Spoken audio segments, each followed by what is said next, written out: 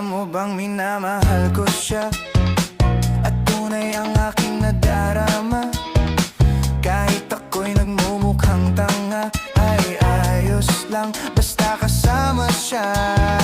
Kahit sabihin pa ng iba, nababaliw na akong talaga.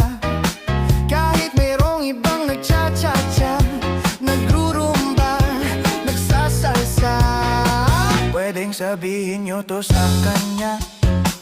Ang puso ko'y nahihirapan na. Ano pa ba ang pwede kong gawin na uubra upang maakit siya? Palagay kaya ako nang